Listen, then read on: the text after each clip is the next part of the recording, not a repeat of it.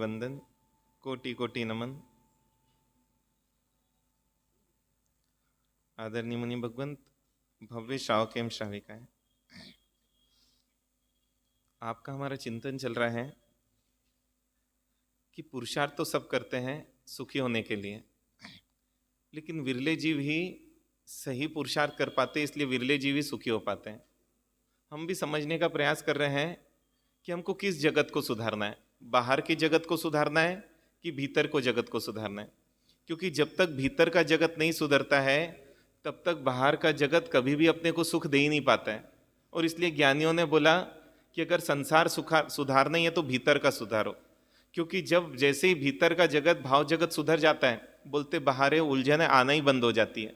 उलझन ही तब तक है जब तक भीतर में उलझन है, क्योंकि हमारा भीतर ही हमारे बाहर क्या होता है, प्रकट होता है। और इसलिए हम देख रहे हैं जिन महापुरुषों का भाव जगत या अंतर्मन जितना ऊंचा और अच्छा बना, हम देखते बाहर जगत भी उनके लिए उतना ऊंचा और अच्छा अपने आप ही बनने लग गया, कुछ करना नहीं पड़ा। और इसलिए हम जो भी प्रयास कर रहे हैं वो भीतर करें, ये बार बार जिनवानी अपने को प्रेरणा देती है। एक जब हम भद्रावती में थे तो एक बार ऐसा हुआ कि एक चिड़िया बार बार है ना वो कांच को चोंच मार रही थी। तो हमको समझ नहीं आया क्या हुआ, लेकिन लगा कि ये तो बार बार चोंच मार रही है। तो फिर क्या किया वहाँ पर कि बोले वो चोंच इसलिए मार रही है क्योंकि वहाँ पर है ना दूसरी चिड़िया उसको दिख रही है। तो हमने उस कांच पर क्या किया, एक पर्दा डाल दिया। पर्दा डाल दिया, लेकिन 2 घंटे बाद जब वहाँ से गुजरे तो पर्दा गिर चुका था और वो चिड़िया भी मर चुकी थी, क्योंकि वो 1-1.5 घंटे तक चिड़िया लड़ रही थी और किसी दूसरी चिड़िया से लड़ रही थी, है ना। किससे लड़ रही थी वो? हाँ, तो उसको इतनी समझ नहीं थी कि वो अपने प्रतिबिंब से लड़ रही है। हाँ, क्यों? क्योंकि उसको ये नहीं पता, क्योंकि उसने कभी अपने आप को देखा ही नहीं था। और जब अपने आप को देखा नहीं था तो सामने वाली चिड़िया क्या लगने लग गई, दूसरी लगने लग गई। हमने भी कभी अपने आप को नहीं देखा है, और इसलिए हम क्या करते हैं, आगे वाले को दूसरी चिड़िया मानकर क्या करने लग जाते, चोंच मारने लग जाते। लेकिन वो चोंच उस चिड़िया को नहीं, क्योंकि वहां तो कोई चिड़िया थी ही नहीं, लेकिन उस चिड़िया को जितना खून निकलते जा रहा था, इसको क्या लगते जा रहा था, हाँ अब तो मैं क्या कर रही हूं, क्योंकि वो खुद का निकलता हुआ खून देख ही नहीं पाई। वो तो सामने जिस चिड़िया को खून निकल रहा था ना, लेकिन वो जिस चिड़िया को निकल रहा था खून सामने, वो कौन थी, वो खुद थी। वो चिड़िया तो नासमझ थी, लेकिन हम सोचें हम भी तो वही तो पुरुषार्थ कर रहे हैं, वही तो प्रयास कर रहे हैं। हम अपने से ही लड़ रहे हैं, हम अपने को ही परेशान कर रहे हैं, और हम ही अपने को कोई भी दुखी होने का अवसर नहीं छोड़ते हैं। और इसलिए ज्ञानी बोलते हैं सिर्फ 4 लोगों के साथ यदि हम जीना सीख जाएं तो हमने पूरा जगत को जीत लिया। और भगवान ने सिर्फ 4 लोगों को जीतने के लिए सिर्फ 4 तरीके के ही भाव बताए। कितना आसान कर दिया अपना जीवन। ये 4 को छोड़कर 5वां भाव करना ही अधर्म बता दिया। ये 4 को छोड़कर बाकी उसको सोचना ही क्या बता दिया, दुखकारी बता दिया। और इसलिए कल हमने थोड़ी सी चर्चा की, हमारे से यदि कोई सुखी है तो उसको देख के हमारे भीतर में कौन से भाव प्रकट होने चाहिए। क्योंकि एक तो दूसरों के सुख को देखकर सुखी भी हुआ जा सकता है, और एक तो दूसरे के सुख को देखकर दुखी भी हुआ जा सकता है। लेकिन वो दूसरे के सुख को देखकर दुखी होना, वो हमारे लिए क्या बन जाएगा, नुकसान का कारण बन जाएगा, नुकसान में निमित्त बन जाएगा। और इसलिए लेकिन अभ्यास इतना हो चुका है कि हम आगे बढ़ता देख ही नहीं सकते। और इसलिए हमको खुशी कब मिलती है, हमारी पूरी इच्छा रहती कि उसकी प्रशंसा नहीं हो, उसको लाभ नहीं हो। इसलिए ना उसकी निंदा क्यों करते हैं, क्योंकि वो जितना ऊपर चढ़ गया है कुछ तो अपनी नज़र में उसको नीचे लाऊं। और नीचे लाने के लिए व्यक्ति क्या करता है, वो निंदा के ऐसे संस्कार डाल देता है कि जिसके कारण जीवन में और कई जन्मों तक उसको निंदित गतियाँ मिलती हैं। निंदित गतियाँ मतलब वो तिर्यंच योनियाँ मिलती है जहाँ पर उन जीवों को कोई भी पसंद नहीं करता है। वहाँ पर जीवन भर उनको क्या मिलते जाता है, वो तिरस्कार ही मिलते जाता है। और इसलिए हम थोड़ा सा प्रयास करें कि कोई हमसे गुण में अधिक हो सकता है, कोई संपत्ति में अधिक हो सकता है, कोई समझ में अधिक हो सकता है, लेकिन जिसमें भी अधिक है हम उस अधिकता के प्रति बोले कि जरूर इसने पूर्व जन्म में कोई ऐसे पुण्य किए कि जिसके कारण से क्या है आज उसको ये सब निमित्त बहुत आसानी से मिल जा रहा है। लेकिन हम तो क्या होता है, हम वो मानने ही नहीं रहते कि पूर्व जन्म का पुण्य, हम तो ये बोलते हमारा सा गलत कर रहा है, वो गलत तरीके से कमाया है ना, गलत तरीके से उसने संपत्ति अर्जित की है, मतलब हम उसके सिर्फ दोष देखने लग जाते हैं। और इसलिए थोड़ा सा प्रयास करें, क्योंकि जब दुर्योधन जैसी आत्मा मतलब सोचे कि सब कुछ जिसके पास था फिर भी जीवन भर सुखी नहीं रह पाई, 100 भाई आज्ञा मानने वाले थे फिर भी जीवन में चैन नहीं मिल पाया, तो सोचे ना हमको कहाँ मिल पाएगा, और इसलिए एक क्षण के लिए भी चैन नहीं मिल पाएगा। तो बोले दूसरे जीव कैसे हैं? दूसरे जीव हमारे समान है, लेकिन बस वो कला सीखनी है। और जो चीज़ें ना रास्ते में चलने के नियम है वो ये जीवन में चलने के नियम है, क्योंकि जीवन में भी हम चल रहे हैं, रास्ते में भी चल रहे हैं। एक बहन, और उसको अचानक फ़ोन आया कि पिताजी की तबीयत बहुत ख़राब है इसलिए आपको जल्दी आना पड़ेगा। अब आना पड़ेगा कि उसको एकदम से लगा कि नहीं अब तो मुझे जल्दी निकलना है, लेकिन इतने में ड्राइवर को फ़ोन लगा रही है, लेकिन आज ड्राइवर का फ़ोन ऑफ है। क्यों? क्योंकि उसने पहले ही बता दिया था कि मालकिन मैं कल नहीं आऊँगा, और ड्राइवरों को ये बिल्कुल पता है कि अगर मैं ऑन रखूँगा ना तो और किसी का आया नहीं आए उनका ज़रूर आएगा, और इसलिए फ़ोन ऑफ रख दिया। और उस दिन कुछ चीज़ की हड़ताल भी थी। अब वो सोचती है कि मैं कैसे पहुंचूं वहां पर। घर में कार तो है, लेकिन कार चलाने की हिम्मत नहीं है, कार चलाने का कॉन्फिडेंस नहीं है। अब सोचती है करूं तो कैसे करूं। और फिर उसको लगा नहीं, एक बार सहेली से पूछती हूँ कि क्या करूं, क्योंकि जब खुद को समझ नहीं आता है, जब किसी की सलाह कई बार बहुत उपयोगी बन जाती है। तो वो उसने फ़ोन लगाया अपनी सहेली को, और सहेली से बोला कि देखो ऐसी ऐसी दिक्कत है और ड्राइवर आया नहीं है और पहुंचना मुझे ज़रूरी है, मैं क्या करूं। तो सहेली बोलती है अरे तुमको तो कार चलाना आता है ना। तो बोले हाँ आता है। बोले फिर काहे की दिक्कत है, कार लो और निकलो। बोले कार तो चलाना आता है, लेकिन कार चलाने की हिम्मत नहीं है, क्योंकि बहुत समय से चलाया नहीं, और तब तो बस सीख के रख लिया था। बहुत सारी चीज़ें हम बस कॉपी में नोट करके रख लेते हैं, लेकिन क्या होता है उसको कभी भी उपयोग करने का क्योंकि अवसर नहीं मिला, इसलिए क्या होता है समय पर हम चाह कर भी सब कुछ पता होते हुए भी उन चीज़ों का उपयोग नहीं कर पाते। वो बोले मुझे बहुत टेंशन आता है जब मैं कार चलाती हूँ, तो है ना, और क्या है कि वो टेंशन में मैं कार कैसे चलाऊंगी। बोले कार चलाने में किस बात की टेंशन। अरे बोले कि बहुत सारी रास्ते पे चलते हो बहुत सारी दिक्कतें आती। बोले देख क्या क्या दिक्कतें आती तो बता, मैं उसका समाधान बता देती हूँ, और उस समाधान को तू ध्यान में रखेगी तो आराम से पहुंच जाएगी। लेकिन तुझे पहुंचना है तो तुझे समाधान काम आएंगे, तुझे पहुंचना ही नहीं है तो शायद वो समाधान भी तुझे जच नहीं पाएंगे। हमको भी जब कुछ करना रहता तब तो अपन कुछ चीज़ जच जाती है, और जब कुछ करना ही नहीं रहता ना, कोई अच्छे से अच्छा भी उपाय बता दे, हमको वो चीज़ जच नहीं पाती है। उसने बोला बता क्या दिक्कतें आती तुझे कार चलाते हुए, क्योंकि तेरे पहले के भी तो अनुभव है। बोले कई बार क्या होता है कि है ना, वो पीछे से जो कार आती है वो एकदम ओवरटेक करके आगे बढ़ जाती है, और तब मुझे बिल्कुल चिढ़ आती है ना, कि उसने ओवरटेक क्यों किया। और बोले तब मेरा ध्यान पूरा किस पर हो जाता है, पूरा उस पर हो जाता है। और कई बार मेरा एक्सीडेंट होते होते बचा, किसके कारण से, हाँ उसके ओवरटेक के कारण से मेरा दिमाग इतना वो हुआ कि मेरा ध्यान पूरा उस तरफ लग गया और मेरा एक्सीडेंट होते होते बच गया। बोले ये देख कि है ना, अगर कोई तुझे ओवरटेक करना चाहे तो तू अपनी गाड़ी पहले ही साइड कर दे और उनको आगे निकलने दे, क्या दिक्कत है। अरे वो आगे निकल जाएगी तो तेरा क्या नुकसान है, तुझे क्या अंतर पड़ रहा है। सही में कई बार देखे हमारा कॉम्पिटिटर यदि हमसे आगे निकल जाता है ना, आपने एक पेटी कमाई उसने 2 पेटी कमा लिया, आपको क्या फर्क पड़ रहा है, आपकी में तो कुछ कमी नहीं आ रही ना, आपका तो कोई नुकसान नहीं हो रहा ना। लेकिन बात यार ये दूसरे का फायदा बर्दाश्त नहीं है, क्यों मेरे से आगे कैसा निकल गया। हाँ नहीं ठीक है ना, पीछे से आ जाएंगे अब जो भी आने वाले है ना। तो मतलब अपन ये सोचें कि दिक्कत क्यों आती है, और सही में कई बार इस दिक्कत के कारण इतना कि मैं भी उसके आगे ओवरटेक करूं, उस चक्कर में ओवरटेक के चक्कर में ही तो क्या होते हैं कई बार वो एक्सीडेंट हुए हैं। और यही चीज होती है। उसने बोला जब भी कोई गाड़ी ओवरटेक करने की कोशिश करे तुझे क्या करना, हाँ बस जब भी आप गा रहे हो और कोई माइक मंगे क्या करना, हाँ? अरे क्या दिक्कत है, कहाँ अंतर पड़ रहा है, अपना ही तो भाई आगे बढ़ रहा है। अरे भाई 2 कार वाले भाई भाई हैं ये मान के चलो, क्योंकि दोनों के पास कार है। ऐसे अपने भी तो ये सब भाई बंधु हैं, किसी को अपने से ज्यादा नंबर आ गए तो रीचेक कराने की क्या जरूरत है, फर्स्ट कोई ना कोई एक ही व्यक्ति आएगा ना। लेकिन नहीं, हम तो क्या करेंगे, रीचेक होना ही चाहिए, क्योंकि ऐसा हो ही नहीं सकता। बोले महाराज साहब बड़ा है बहुत, नहीं तो कैसे उसको ज्यादा नंबर आ गए। भाई एक चीज है, उसको ज्यादा आ गए इसमें क्या दिक्कत है, आपको तो जितने आने थे उतने आए ना। तो बोलती हैं कि अगर जब भी कोई लगे तुमको कि ओवरटेक करना चाह रहा है, तुरंत अपनी कार साइड कर देना और उसको है ना, उसको हाथ बता देना कि आप क्या करो, आप आगे निकल जाओ।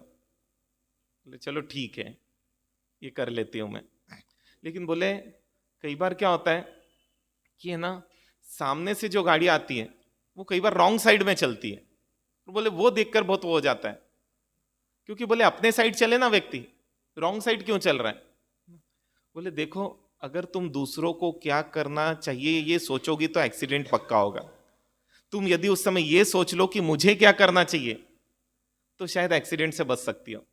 और इसलिए आगे वाला चाहे शराब पी के चलाए, वो तुम्हारे हाथ में नहीं है। बोले लेकिन ये तो गलत है ना शराब पी के चलाना।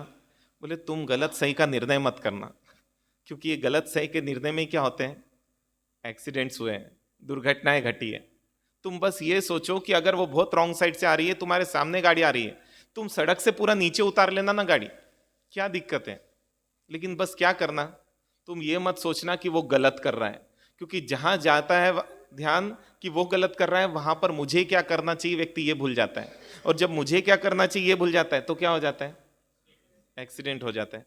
अपने जीवन में भी ऐसा ही होता है कि जब विरोधी विचार वाले मिलते हैं कि महाराज साहब वो तो गलत कर रहा है, उसको ऐसा नहीं करना चाहिए, उसको, अरे कहाँ आप उस झंझट में जा रहे हो। हम ये देखें ना, उस समय मुझे क्या करना चाहिए। भाई कोई आपसे झगड़ने आए, उस समय क्या करना अपने को, हाँ हाँ, आधे घंटे के मौन के पचकान ले लो। और वो बोले तो उसको कागज बता देना, अभी मेरा मौन है, आप आधे घंटे बाद आना कृपया। और आधे घंटे बाद तो कभी कोई आया नहीं, अगर आपके अनुभव होंगे तो। लेकिन क्या है, परिस्थितियों को हम कैसे हैंडल करते हैं ये बहुत मायने रखता है। तो उनको उसने बोला कि देखो सामने से आती है, रॉन्ग साइड में गाड़ी आती है, लेकिन तुमको सिर्फ क्या करना है, तुम सड़क से भी नीचे उतार देना गाड़ी उस समय। तुम उसके चक्कर में ही मत जाना कि वो बहुत गलत तरीके से चला रहा है। तुम सिर्फ अपनी कार को बचाने की कोशिश करना, तुम सिर्फ अपने को बचाने की कोशिश करना। लेकिन जब भी कोई रॉन्ग साइड से गाड़ी आती है, अपन क्या करते हैं, अपन भी ठोकेंगे। कभी कभी ये भी नहीं सोचते आगे वाला ट्रक है और मेरी कार है और ठुकेगी ना तो उसका ज्यादा कम नुकसान होगा, मेरा ज्यादा नुकसान होगा। कभी कभी ये सोचता भी नहीं है व्यक्ति और बस बोल देता नहीं। लेकिन एक बात है, गलत रास्ते से तो आ रहा है, अपन क्यों गाड़ी नीचे उतारे। हाँ हाँ, अगर आपको बचाए तो गाड़ी नीचे उतारनी पड़ेगी। अगर आप मैं क्यों उतारूं सोचेंगे गाड़ी, तो क्या होगा उतनी देर में, तो हाँ उतनी देर में तो जान ही चले जाएगी इस जीव की। तो बोले तुम एक काम करना, जब भी ऐसे गाड़ियां आए तुम है ना नीचे उतर जाना। बोले और क्या दिक्कत आती है। तो बोले फिर है ना, कई बार अपन गाड़ी चलाते तो कई लोग मदद के लिए रास्ते पे खड़े हो जाते। बोले देखो, अगर तुमने किसी की मदद कर भी दी तो तुम बहुत ज़्यादा देरी हो जाएगी, ऐसा नहीं। उतर के पूछ लेना कि क्या चीज़ की ज़रूरत है, अगर सहयोग कर सकते तो कर देना, और नहीं कर सके तो माफ़ी मांग लेना, है ना, और आगे बढ़ जाना। लेकिन रुक कर पूछ लेना, कोई दिक्कत तो नहीं है, इसमें क्या दिक्कत आएगी तुझे। अरे भाई आज उसको ज़रूरत है, हो सकता कल तुझे ज़रूरत रहे, क्योंकि वक्त हमेशा सबका एक साथ नहीं रहता है, इसलिए कर सके तो कर देना, नहीं तो आगे बढ़ जाना। तो बोले फिर मतलब क्या क्या हो गया, एक तो हाँ हाँ, एक ओवरटेक कर रहा है, एक सामने से आ रहा है, एक एक कोई मदद मान रहा है। अब एक कौन बच गया। गाड़ी चलाते हुए कहाँ कहाँ दिक्कत आती है, गाड़ी चलाते हुए वही दिक्कत आती है। अब जो आगे बढ़ गया है या जो अपने से आगे है, बोले मेरे आगे कोई गाड़ी चले मैं बर्दाश्त नहीं कर सकती। उन्होंने बोला अगर तेरे आगे कोई गाड़ी चल रही तो बहुत अच्छा है, तू क्या कर, तो उसको है ना उसके पीछे अपनी गाड़ी लगा दे। तो जो भी सोचेगा, कौन सोचेगा, सामने वाला सोचेगा। तू तो उसके पीछे लगाकर आराम से पहुंच जाना, है ना, तुझे बिल्कुल भी टेंशन नहीं रहेगी। वो जितने भी दूर तक तुझे छोड़ दे उतने दूर तक तू उसके पीछे चले जाना, फिर तेरा रास्ता जहां पलटेगा तू वहां से पलट जाना। और जब भी तेरे सामने कोई गाड़ी रहेगी तो तेरे सामने किसी को दिक्कत, कोई रॉन्ग साइड से आने वाला वगैरह, बहुत सारी दिक्कतें कम हो जाएगी। और उसको बहुत अच्छे से समझाया और उसने वो सब चीज़ें नियम फॉलो किए कि जो गाड़ी सामने दिखी उसके पीछे ही अपनी गाड़ी लगा दी ना। कभी कोई पीछे से आने लगा और ओवरटेक करने की कोशिश कर रहा, उसने साइड कर लिया। कभी देखा कि कोई रॉन्ग साइड से गाड़ी आ रही है, उसने नीचे उतार लिया, है ना। और कभी किसी को हेल्प की जरूरत लगी तो पूछ लिया, और नहीं कर पाई तो वो आगे बढ़ गई। और जब वो अपने पिताजी के यहाँ पहुंची और उसकी जान में जान आई, और उसने सहेली को क्या किया, धन्यवाद दिया कि सही में तुम यदि उस समय मुझे क्या सोचना चाहिए ये नहीं समझाती, तो शायद, है ना, मैं अपने पिताजी के पास अंतिम समय में नहीं पहुंच पाती। बस हमारे परमात्मा भी हमको यही तो सिखाते जीवन की गाड़ी चलाते समय, कि उस समय मुझे क्या सोचना चाहिए। सिर्फ इतना ही तो ध्यान रखना है कि जो कार आपके आगे चल रही है, आप तो क्या करो, उसका अनुकरण कर लो ना। कोई आपसे अच्छा है तो आप उसके जैसा बनने की कोशिश करो, कहाँ दिक्कत है। कोई आपसे अच्छा गाता है तो आप भी कोशिश करो मैं भी उसके जैसा गाऊं। कोई आपसे अच्छा तपस्या करता है तो आप भी ये सोचो कि मैं भी कब उसके जैसा तपस्या करूं, और अनुमोदना कर कर ये बताएगा उतना ही फल ले सकते हैं। ऐसे ही कोई ओवरटेक कर रहा है जो आपका कॉम्पिटिटर है, तो क्या करें अपन, उसको बढ़ने दे, क्योंकि वो अपने रास्ते बढ़ रहा है, वो अपनी मेहनत से बढ़ रहा है, वो अपनी लगन से बढ़ रहा है। लेकिन कई बार क्या होता है, व्यक्ति उसको नीचे करने के लिए और अपने को ऊपर करने के लिए अपने कॉम्पिटिटर को दिखते कई बार बहुत नीचे आ जाते हैं। जब हम छोटे थे तब एक घटना घटी थी कि चाबी माचिस हमारे उधर बहुत चलती थी हमारे एरिया में। और क्या हुआ कि चाबी माचिस मतलब अचानक, है ना, वो उसमें प्रॉब्लम आने लग गई कि वो जलने नहीं लगी ठीक से। और जब ठीक से जलने नहीं लगी तो बाद में वही हुआ कि ये ठीक से नहीं जल रही इसलिए दूसरी लो। लेकिन कुछ दिन बाद पता चला कि जो दूसरी माचिस की कंपनी वालों ने क्या किया, मार्केट से पूरी चाबी माचिस उठाई और उसको गीला कर दिया, मतलब, और वापस से उसमें पैक किया। और वापस से पैक करके क्या कर दिया उन्होंने, हाँ, क्योंकि उनको पता था जब तक ये चाबी है हमारा माल बिक ही नहीं सकता, और इसलिए क्या करना है, इसको मार्केट से और देखो मार्केट से हटाने के लिए क्या कर दिया उन्होंने, कितने नीचे आ गए कि उसका मार्केट खराब करने के लिए उसके पैकेट्स खोलकर उसको गीला कर कर या जो भी उसको कर कर नमी लाकर उसको वापस से पैक कर कर वापस मार्केट में पूरा बेच भी दिया। और फिर जहाँ जहाँ गई, अरे आजकल चाबी तो बहुत मैचेस खराब आ रही, ठीक से नहीं जल रही है ना। तो ये सब क्या है, हम भी देखिए जब कंपटीशन रहता है तब हम किस हद तक आते हैं। और इसलिए बोला कि हम उसके प्रति हित की भावना रखें, उसके प्रति मैत्री भाव रखें। यही तो भगवान ने बोला, अगर कोई व्यक्ति ऐसा तो उसके प्रति कौन सी भावना होनी चाहिए, मैत्री भावना होनी चाहिए। पहले बोला प्रमोद भावना होनी चाहिए, कि उसके सुख को देखकर आप सुख हो और बोलो कि जरूर इसने पूर्व जन्म में पुण्य किया था, इसका ये फल है, अगर मैं भी पुण्य करूं इसके जैसा तो मेरे जीवन में भी ये सब चीजें मुझे प्राप्त हो जाएगी। तो दूसरा है हित की भावना, और हित की भावना बहुत तरीके से की जा सकती है। दूसरों के दोषों में अपने आप को सम्मिलित करना भी, मतलब गलतियों में, और अपने पर ले लेना में, ये भी क्या है, ये भी एक मैत्री है, ये भी एक सहृदयता है। और इससे भी हम देखते हैं कि जीवन में बहुत फर्क पड़ता है कि एक परिवार में है और वो बड़ी बहू है, लेकिन बड़ी बहू को पूरा परिवार चाहता है, और पूरा परिवार चाहता है ये तो समझ में आता है, बड़ी बहू की पूरा परिवार प्रशंसा भी करता है। और सोचिए वो प्रशंसा छोटी बहू को अकर नहीं रही है। छोटी बहू को क्यों नहीं अकर रही है, क्योंकि बड़ी बहू की प्रशंसा उचित है, ये उसको समझ है। क्यों उचित है ये समझ है, क्योंकि बड़ी बहू की प्रशंसा छोटी भी क्यों कर पा रही है, क्योंकि बड़ी बहू में बड़प्पन है। जिस बड़े में बड़प्पन रहेगा तो छोटा क्यों नहीं उसका सम्मान करेगा, छोटा क्यों नहीं उसको चाहेगा। तो मैंने जब पूछा ना कि भाई ऐसा ऐसा क्यों, तो उन्होंने बताया रीजन। और ऐसे कई जगह देखा, एक जगह की घटना सुनी थी और उन्होंने बताया कि महाराज उनका नेचर वैसा है, इस कारण से उनकी प्रशंसा है। तो बताया, मणि प्रभाषी जी महाराज ने एक उदाहरण बताया था कि वहां पर घर में सासू जी अंदर इंटर किए और इतने में क्या हुआ, दूध उफना। और जैसे ही दूध उफनते हुए देखा, सासू जी का क्या उफन गया, हाँ हाँ, है ना, तो क्रोध उफन गया। हालांकि ना दूध का उफनना उतना नुकसान नहीं करता है जितना क्रोध का उफन जाना नुकसान करता है, लेकिन क्या करें, है ना। और दूध को तो उफनने में टाइम लगता है, लेकिन क्रोध का अभ्यास तो इस जीव ने इतना किया हुआ है कि बहुत जल्दी ये बाहर उफन जाता है। और एकदम से वो सासू जी दौड़ते, उन्होंने क्या किया, गैस बंद किया।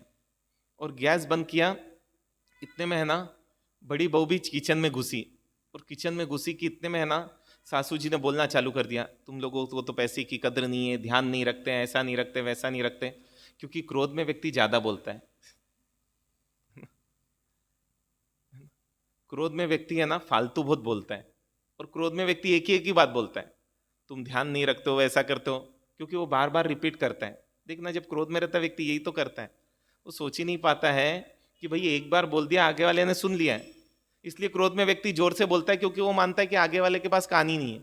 इसलिए जब भी किसी को क्रोध आता है देखना ऊंची आवाज, अच्छा ऊंची आवाज में क्यों बोलता है?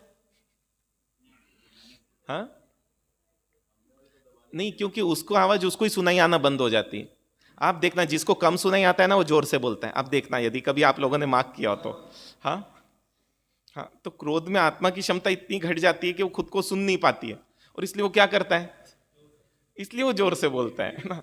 ये अनुभव आप देखोगे तो दिखेगा आपको कि बुजुर्ग लोग इसलिए जोर से बोलते हैं क्योंकि उनको कम सुनाई आता है, और जिसको भी कम सुनाई आएगा वो क्या करेगा। है आप लोगों को ऐसे अनुभव है ना? है।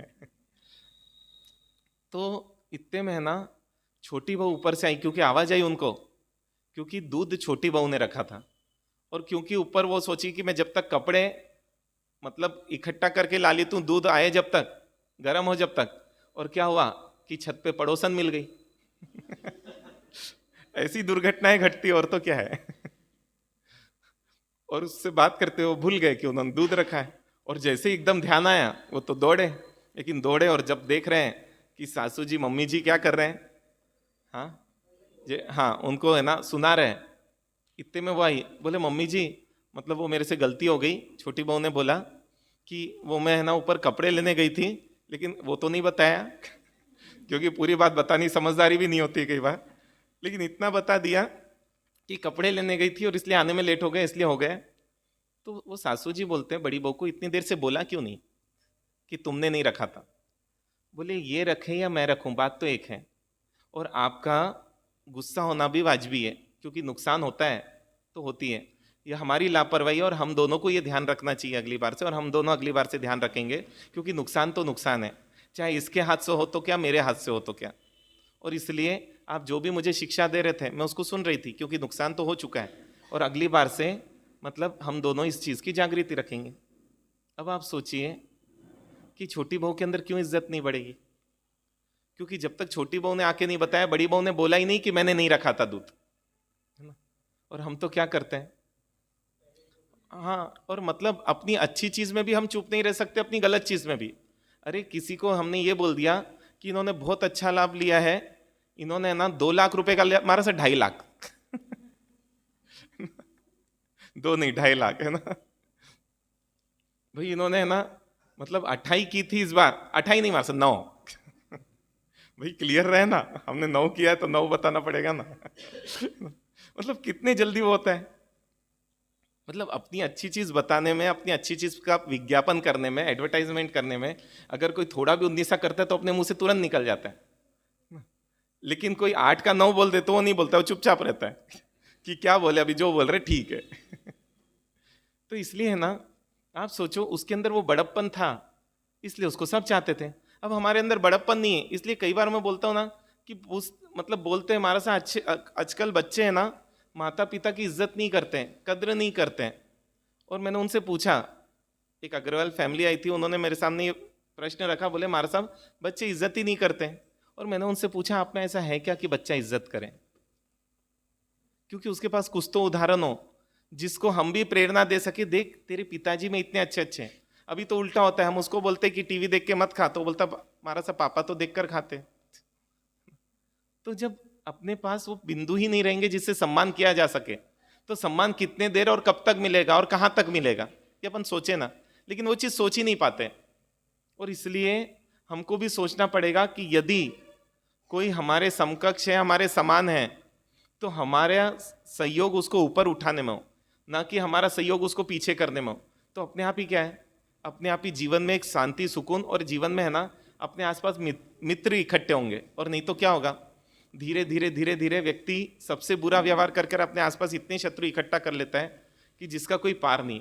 और इसलिए मुझे क्या करना है, ये सोचना है कि जब भी अपने सामने अपनी कॉम्पिटिटर की प्रशंसा हो, हम वही बोलते हैं आप प्रशंसा मत कर सको कोई दिक्कत नहीं, लेकिन उसके बारे में हम गलत भी वो नहीं कर सकें।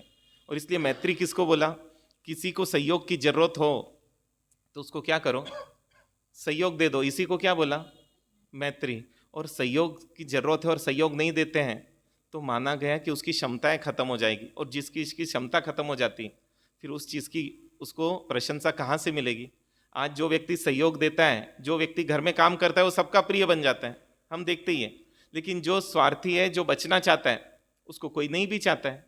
तो हम क्या चाहते हैं, हमको सब पसंद तो करें, लेकिन हम किसी की मदद नहीं करें, किसी का कार्य नहीं करें, किसी से मीठी बात नहीं करें, तो ये तो कैसे पॉसिबल है? हम असंभव चीजें चाह रहे हैं। और देखिए, पूर्व पुण्य से कदाचित थोड़ी देर के लिए मिल जाए, लेकिन वो सतत नहीं बनी रहेगी, हमेशा नहीं टिकी रहेगी। और इसलिए हमको सोचना है, जो हमारे साधर्मिक हैं, इनके साथ हमारी कैसी भावना होनी चाहिए, कैसा व्यवहार होना चाहिए।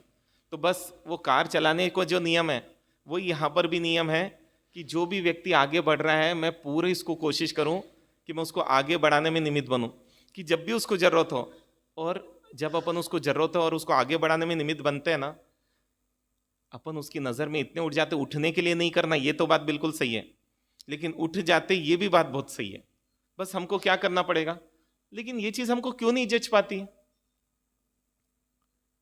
भाई? एक चीज़ है, कोई आपके पास अच्छा गाना है, अच्छा भजन है, और कोई आके बोले कि भाई मुझे आज गाने की भावना है ना, इसलिए आप मुझे कोई अच्छा भजन दो, और अपने पास दो भजन है, एक भजन है 1 नंबर वाला, एक भजन है 2 नंबर वाला, कौन सा देंगे? हाँ, कौन सा देंगे अपन?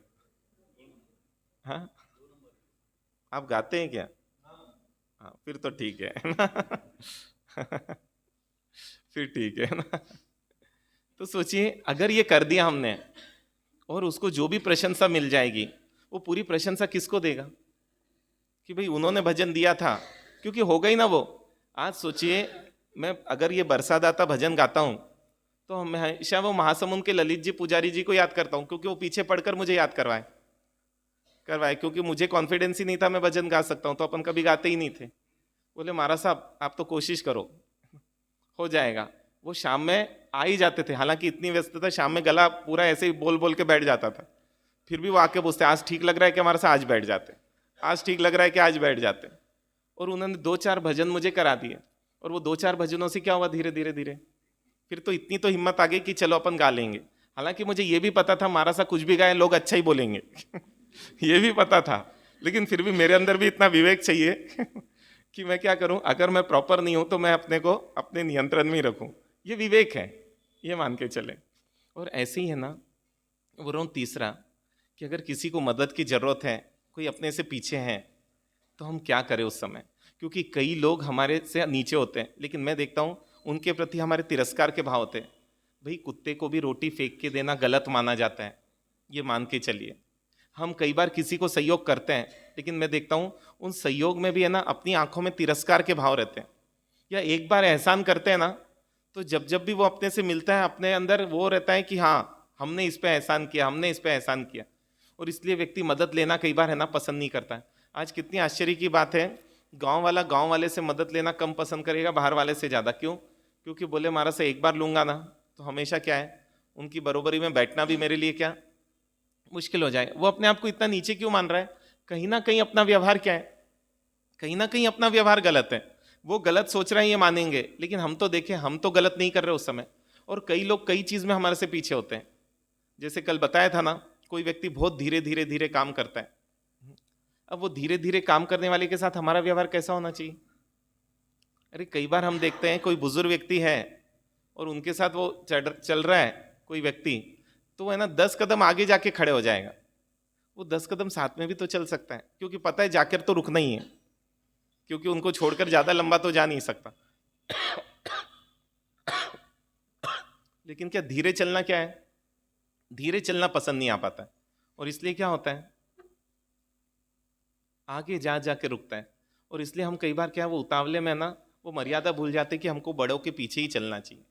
बड़ों के आगे तभी चलना बताए जब रास्ता दिखाना होता है। जब रास्ता नहीं दिखाना होता है तो बुजुर्ग व्यक्ति भली 2-2 कदम चल रहे हैं, लेकिन हमको भी क्या करना है, वो पीछे ही चलना है। और यही तो संस्कार व्यक्ति के अंदर क्या करते थे, ये समझ पैदा करते थे कि अगर कोई धीरे है तो मुझे उसको जल्दी तेज चलने की प्रेरणा तो देनी है, लेकिन मुझे उसके प्रति शब्दों में क्या करना है, शब्दों में तिरस्कार के भाव नहीं लाना है, इतना ही तो करना है। लेकिन हम देखते हैं तुझे तो कुछ काम नहीं, तू तो बहुत आलसी है, ऐसा है वैसा है, इतने ताने दे देते हम कि पूछो मत। लेकिन आप सोचिए, ताने देने से क्या उसकी स्पीड बढ़ जाएगी?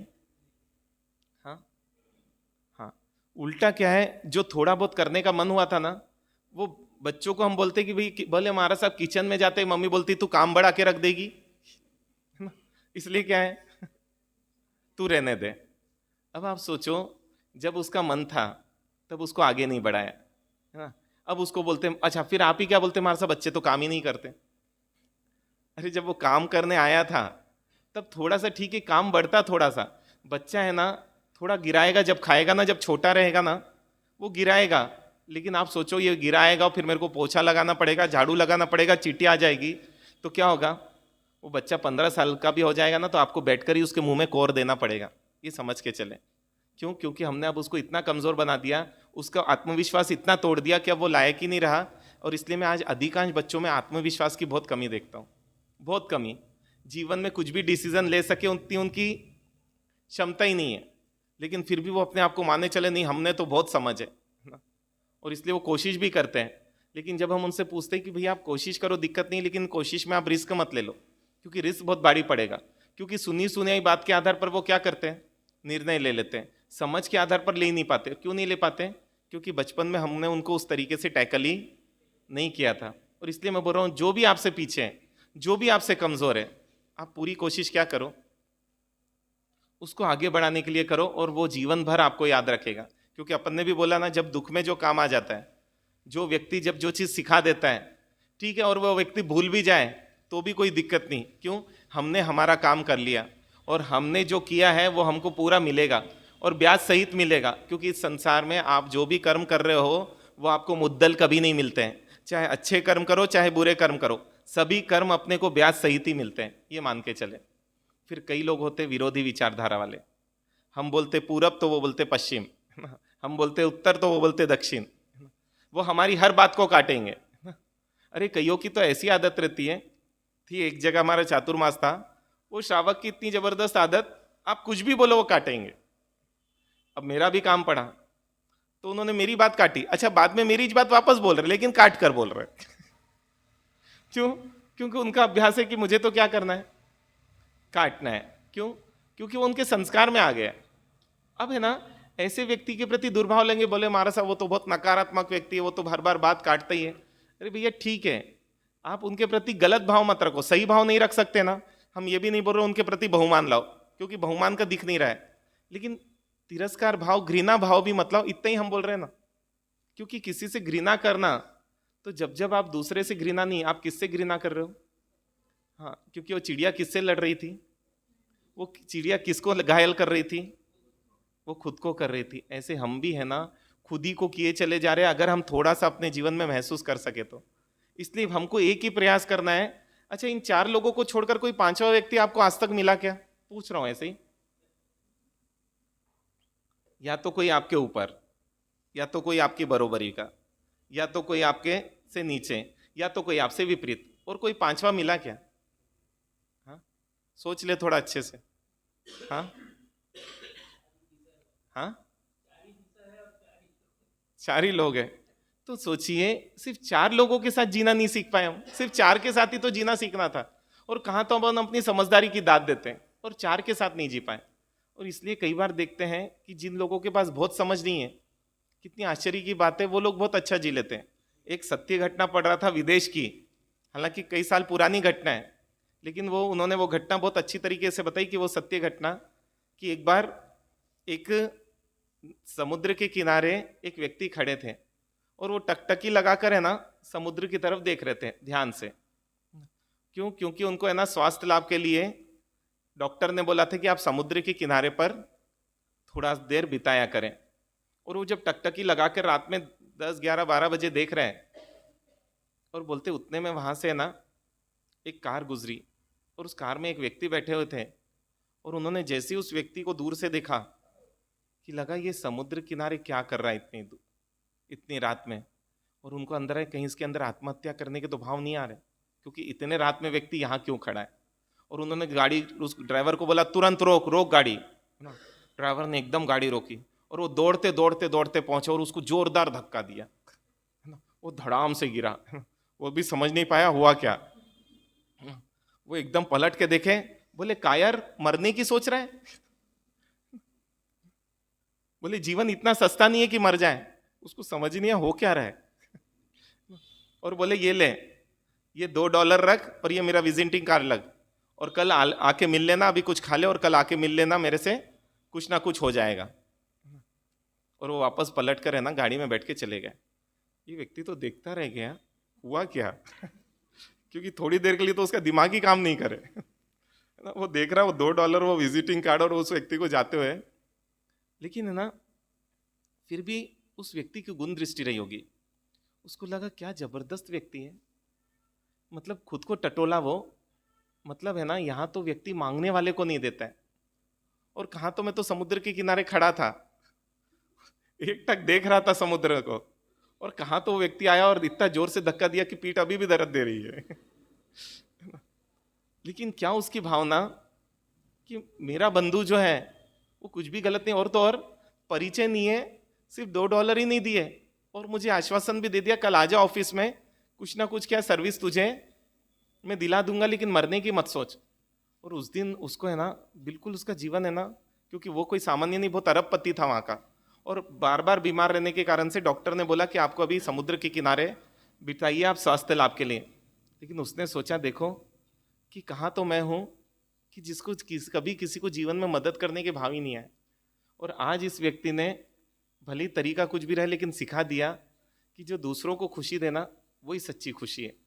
और उस व्यक्ति के प्रति इतने अहोभाव आया कि ये व्यक्ति मेरा गुरु है, कि जिसने मुझे क्या सिखा दिया, जिसने ये सिखा दिया कि है ना अगर आगे आके मदद जो करें वही व्यक्ति सच्चे सुख को अनुभव कर सकता है।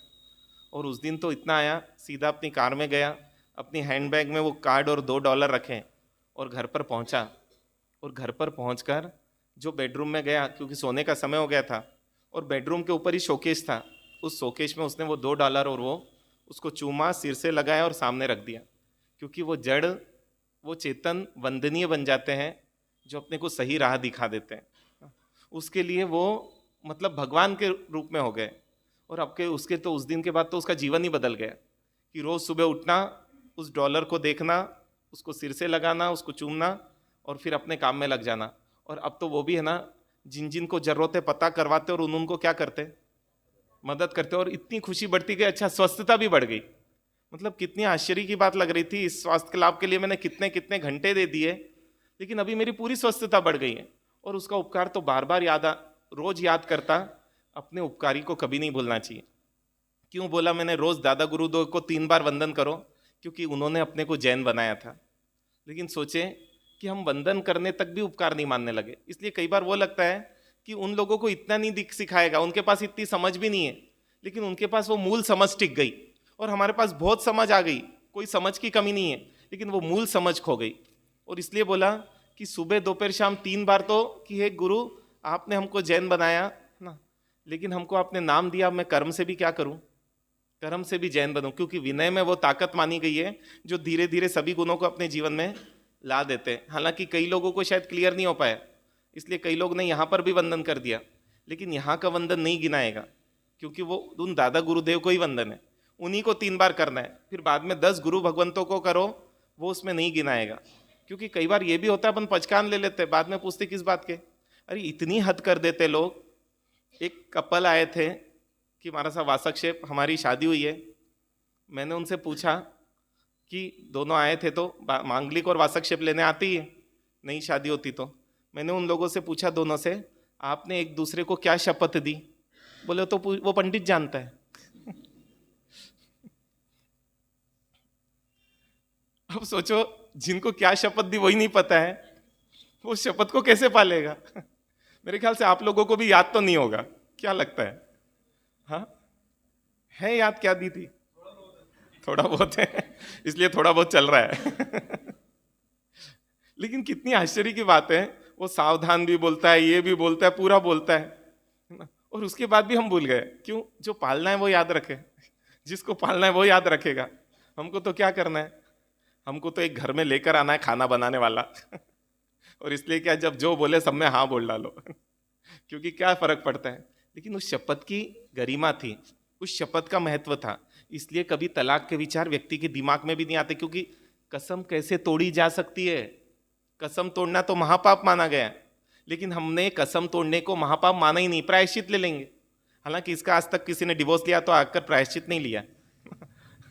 लेकिन है ना, सोचे ना कि उन पचखानों की जो दिए थे उसका वैल्यू ही नहीं रही। और इसलिए यहां तक बोला गया कि अगर किसी को दीक्षा भी लेनी है तो पत्नी की आज्ञा लेकर आए। क्यों बोला गया? भैया वचन दिया और यदि समाधि नहीं देगा उनको तो क्या होगा, आगे उसको दिक्कत आएगी, उसके लिए अनुचित रहेगा, इसलिए उसको इस तरीके से बोला गया। यहाँ पर भी अब ये व्यक्ति की रोज की रूटीन हो गई, अब तो इसका दिन ही ऐसा निकलने लगा। और एक दिन वो पेपर पढ़ने के लिए बैठे सुबह और चाय पी रहे थे, और इतना में है ना एकदम ऐसी घटना, एक नज़र गई घटना पर, और वो पेपर उनके हाथ से गिर गया। और उनको इतनी बड़ा झटका लगा, क्योंकि जिस कार्ड को रोज देखते थे उसी का वहां पर क्या छपा था, वो छपा था कि ये कंपनी घाटे में आ चुकी है। और कंपनी घाटे में आ चुकी तो उनको लगा जैसे मैं घाटे में आ गया। और तुरंत उन्होंने सेक्रेटरी को फोन किया कि तुरंत पहुंचो, 5 मिनट में हमको कहीं जाना है। तुरंत ड्राइवर को बोला गाड़ी निकालो तुम जब तक, और उनको वो जब तक चेकबुक वगैरह लेकर उसको बोला तैयार रहे। और सेक्रेटरी आया और बोले अभी अपने को तुरंत चलना है। तो बोले कहाँ चलना है? तो बोले मैं ये एड्रेस है और यहाँ पर अपने को पहुँचना है। तो बोले आप ड्रेस तो चेंज कर लीजिए, नाइट सूट। बोले उतना भी मेरे पास समय नहीं है। बोले 5 मिनट में कौन अंतर नहीं हो जाएगा? बोले मेरे लिए 5 मिनट भी बहुत महत्व रखते हैं, क्योंकि 5 मिनट भी वो व्यक्ति जिसने मुझे इतना अच्छा सा बाहर निकाला था, मैं उसके 5 मिनट भी उसको दुखी नहीं रख सकता। तुरंत पहुँचे और उस कंपनी में पहुँचे तो देखते हैं वहाँ तो भीड़ लगी है। किस बात की भीड़? हाँ, क्योंकि भीड़ हमेशा लेनदारों की आती है। देनदारों की भीड़ तो कहाँ लगेगी? तो वहाँ भीड़ लगी हुई है। और है ना, वो मैनेजर सबको समझा रहा है, क्योंकि मालिक को कहीं छुपा दिया गया है कि इस समय कोई किसी को, क्योंकि वहाँ विदेशों में तो है ना, मतलब लीगली आप घरों में भी बंदूकें रख सकते हो अपनी, इसलिए वहाँ दिक्कत ही नहीं, आप ऐसी चलती फिरती दुकानों से बंदूक खरीद सकते हो। तो कोई मार नहीं दे इसलिए उनको गुप्त रखा, और सबको समझा रहे हैं आप धैर्य रखो, आपका पैसा मिलेगा, हमको आप थोड़ा समय दीजिए। इतने में ये पहुंचे वो मैनेजर के पास। मैनेजर इनको भी बोलता है आप धैर्य रखें, आपका पैसा हम थोड़ी समय में ही चुका देंगे, आप पूरा विश्वास रखें। बोले मैं पैसा लेने नहीं, मैं पैसा देने आया हूँ। आपके जो मालिक है वो मेरे परम मित्र हैं, और जैसे ही मैंने सुना है मैं दौड़ते हुए यहाँ आया हूँ, और मुझे आप उनसे मिलाइए। और जब भी उसने बात की तो उसको लगा ये व्यक्ति शायद वैलिड बोल रहा है, क्योंकि पैसे जो लेने आता है और पैसे जो देने आता है, और भावों से तो व्यक्ति इतना तो समझ ही जाता है। बोले ठीक है आप चलिए। और वहाँ दूसरे व्यक्ति को बिठाता है, और पीछे के रास्ते से, पीछे कार खड़ी थी, कार में बिठाता है, वो बैठता है, उसका सेक्रेटरी बैठता है, वो मैनेजर बैठता है, और पहुँच जाते उस घर पर। और घर में भी वो गुप्त जगह पर जहाँ बैठे थे वहाँ पर जाते हैं और बोलते ये आपसे मिलने आए हैं। वो बैठा है, वो बोलता है आप कौन? तो बोलते हैं आपने मुझे पहचाना नहीं, याद करिए कि मतलब है ना, कुछ मतलब समय पहले आपने, मैं समुद्र के किनारे था और आपने मुझे धक्का दिया, मतलब $2 दिए थे, मुझे कार्ड दिया था, ये उनके सामने रख देता है वो $2 और कार्ड। वो बोलते कि देखो भाई, उस समय की बात बहुत अलग थी, आज मैं आपको सर्विस दे सकूं, आज मेरी वो ताकत नहीं है। बोले मैं सर्विस आपसे लेने नहीं आया हूँ, मैं अपनी सेवा आपको देने आया हूँ, मैं सर्विस देने आया हूँ। बोले आप तो है ना, ये चेकबुक है और इसमें जितना अमाउंट है आप भरिए कि कितने घाटे में आप। बोले अमाउंट तुमको पता तो है ना? बोले कितना, 1 करोड़ है, 2 करोड़ है? क्योंकि उस समय आज से 20-25 साल पहले 1-2 करोड़ भी बहुत मायने रखते थे। बोले जितना आप लिखिए इसमें। बोलते बैंक बैलेंस तुझे पता है ना तेरा? बोले आप तो लिखिए और मैं यहीं पर बैठा हूँ जब तक वो पैसे नहीं आ जाते। और आखिर में उन्होंने लिखा जितने भी लाख रुपए का था, और सीधा मैनेजर को साइन कर चेक दिया और बोला जाओ, मतलब सेक्रेटरी को बोला मैनेजर के साथ जाइए और लेके आ जाइए। और जब तक दोनों भी मौन और शांत बैठे, वो अंदर यही सोच रहा है ये व्यक्ति पागल तो नहीं है। क्यों? क्योंकि इतना पैसा पहले तो इसके पास होगा कि नहीं होगा, क्योंकि कई बार लोग चेक तो दे देते, पैसा ही नहीं होता बैंक में, ऐसा भी होता है। और वो चेक का करे क्या? वो बोलता हमारा सा क्या करूँ चेक का? बोला अब ये भी अब हमसे पूछोगे तो आप क्या सोचोगे? तो वो आए पैसे लेकर, उन्होंने जैसे ही पैसे सामने बैग खोली कि जान में जान नहीं, उनके आंखों से आंसू आ गए और बोले आप एक कागज़ लाइए। बोले कागज़ क्या? उनको लगता है कि क्या ये मेरी कंपनी अपने नाम लिखेंगे। बोले देखिए मैं आपकी कोई कंपनी नहीं, मैं आपको अपनी कंपनी में, आपकी कंपनी तो आप रखिए, मैं अपनी कंपनी में आपको पार्टनर बनाना चाहता हूँ। बोले नहीं, इतना उपकार तो मैं नहीं ले पाऊंगा। बोले आपने जो उपकार किया उसका ब्याज भी चुका सकूं ना, इतनी मेरी ताकत नहीं है, मैं लालची हूं, मुझे तो अपना सर्वस्व अर्पण कर देना चाहिए, क्योंकि आपने मुझे वो सुख का लेने का मार्ग बताया, आपने बताया कि सुख कैसे लिया जा सकता है, और इसलिए आप इसको उपकार बिल्कुल मत माने, क्योंकि ये तो मेरा क्या है, मैंने थोड़ा सा कर्ज चुका है और आज मेरे मन को बहुत सुकून है कि मैं अपने उपकारी के कुछ भी उपयोग में थोड़ा भी आ पाया। देखिए कितनी जबरदस्त बात है।